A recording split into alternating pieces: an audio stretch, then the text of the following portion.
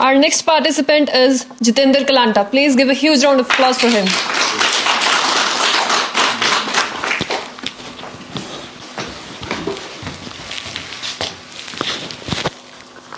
All the best. Thank you.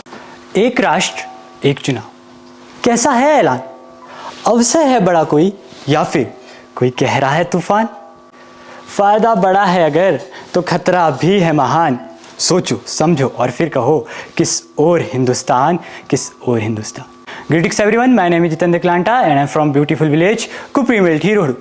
Politics in India में मैं आज बात कर रहा हूँ हमारे देश की सबसे ज्वलंत और सबसे विवादित विषय, one nation one election, opportunity और थ्रेट। एक राष्ट्र एक चुनाव, अवसर है या फिर कोई बड़ा खतरा? जी हाँ, यह विचार हमारे देश में लोकसभा और विधानसभा के चुनावों को एक साथ करवाने का प्रस्ताव रखता है। ठीक उसी तरह जिस तरह आज़ादी के शुरुआती दशकों में होता था। इसके पक्ष में कई मजबूत तर्क भी है। सबसे पहले यह सरकारी खजाने पे बोझ को कम करेगा। सोचिए, हर साल हर महीने चुनाव पर खर्च होने वाले अरबों रुपए बचेंगे, जिनका उपयोग देश के विकास, स्वास्थ्य और शिक्षा पर किया जा सकता है।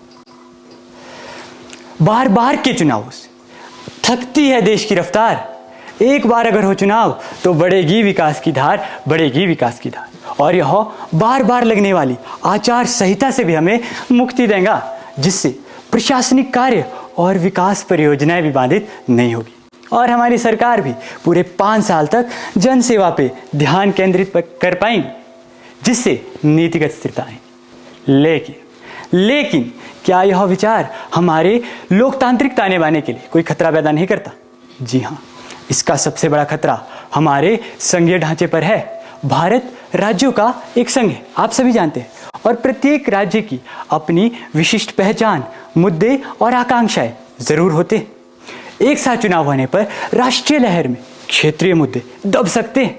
मतदाता भी एक साथ चुनाव होने पर लोकसभा के लिए राष्ट्रीय नेता और विधानसभा के लिए क्षेत्रीय नेता चुनने में भ्रमित हो सकते हैं। एक लहर में बहकर कहीं रीजनल आवाज न खो जाए, कहीं खतरे में ना आ जाए, कहीं खतरे में ना आ जाए। विरोधियों का भी तर्क है, इससे सरकार की जनता के प्रति जवाबदेही कम हो सकती है। सोचिए, अगर कोई सरकार बीच में ही बहुमत खो देगी तो क्या होगा?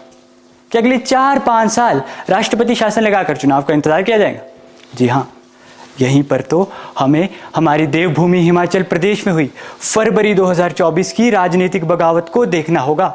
यदि इसी तरह किसी और राज्य की सरकार भी बहुमत खोती है तो एक राष्ट्र एक चुनाव की नीति उस सरकार को भंग करने और दोबारा चुनाव कराने की नीति को बाधित करेगी।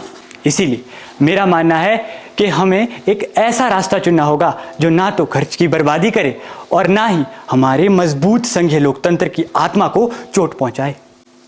हमें यह सुनिश्चित करना होगा कि किसी भी सुधार का उद्देश्य केवल पैसा बचाना नहीं, अपितु मेरी, आपकी और हम सब जनता की आवाज को मजबूत करना हो। अंत में मैं अपनी वाणी को विराम देने से पहले बस इतना ही कहना चाहूंगा कि सुधार की राह पे चले तो आप सुधार की राह पे चले तो संविधान का मान रहे, राष्ट्र हित में हो फैसला, और जी बिल्कुल लोकतंत्र महान रहे, लोकतंत्र महान रहे। Thank you for a patient listener and have a nice day.